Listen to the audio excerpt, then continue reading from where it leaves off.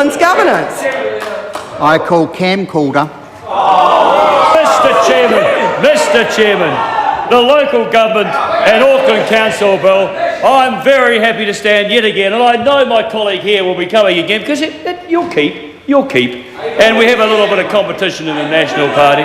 We have a little bit of competition. Point of order. Carmel Sepuloni. Mr Chair, I'm a new member, but I don't think it's right for that member to be saying that you, the chairperson, will keep. At this hour, I hope to be keeping a bit longer. Now, I know that the word "you" has been used many times over this debate, and I'll make it clear to members: you can't bring the chair into the debate. All right. The second point is that there's also some familiarity coming into the speeches by calling someone by their first name. We have to call them by their full name, or the member, or sir, or whatever. So please, from now on, point well made, from now on, can we just have some decorum and the protocols that are important as part of this debate goes. Cam Calder. Thank you, Mr Chairman.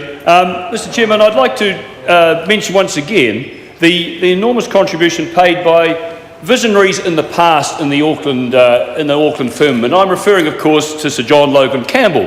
Sir John Logan Campbell, who created a wonderful park in the verdant, leafy electorate of Epsom, and another person who springs to mind is Sir Dove Meyer-Robinson. And I believe the importance of this bill, the local government Auckland Council Bill, the importance of this bill and the skill and panache with which the Honourable Rodney Hyde and the Honourable John Carter have steered this bill through, the myriad of rocks and whirlpools along the way to this point. We're not there yet, but we are getting there. I believe that in the future, the Honourable Rodney Hyde and the Honourable John Carter could well be remembered in the same breath as luminaries such as Logan Campbell and Dove Meyer-Robinson.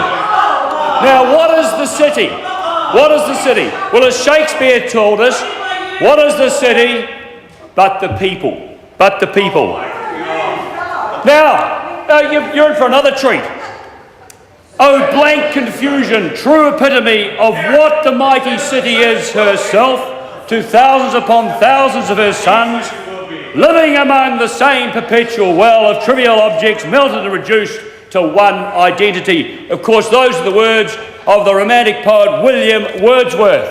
Mr. Chairman, unlike the unlamented, dilatory, despondent and dismal, detached, detumescent, one could say flaccid and failed phantom of the late Labour administration, unlike the empty husk of the last government, or what was the last government, this government, Mr. Chairman, has been principled, pragmatic, inclusive. This has been a principled, pragmatic and inclusive national-led government which has been listening. We have concentrated on hearing the people. We have taken heed of the hundreds of submissions, of the plethora of proposals. We have paid attention to the arguments of armies of Aucklanders. I ask you again, as Shakespeare did, what is the city but the people? One of the most frequently heard submissions was a plea for an EU-like subsidiarity, a concept which is taken to the nth degree in France. Here you may have small areas, fewer than 10 or 15 square kilometres, with fewer than 300 souls. We have listened to the request for representation by communities of interest in the myriad of proposals which came to the Royal Commission and to the Local Select Committee. The Local Government's Commission will decide on between 20 and 30 local boards to reflect these different communities of interest. Whilst campaigning in Manurewa, I found the majority of people hard-working, ambitious for themselves and their children.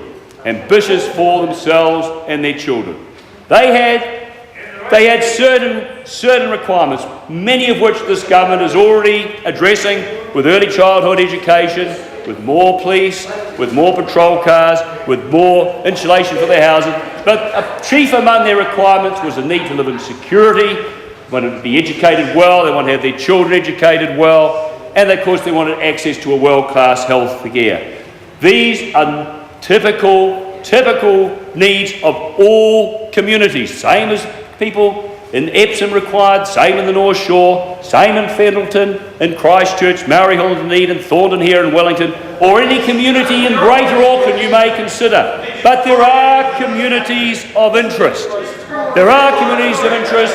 There are similar needs, similar requirements, but there are differences within these small communities, and we have been listening to that. The local boards are going to be created by the Local Government Commission, between 20 and 30 local boards. These boards will have real local authority. They're going to enable democratic decision making by and on behalf of communities, Mr. Chairman.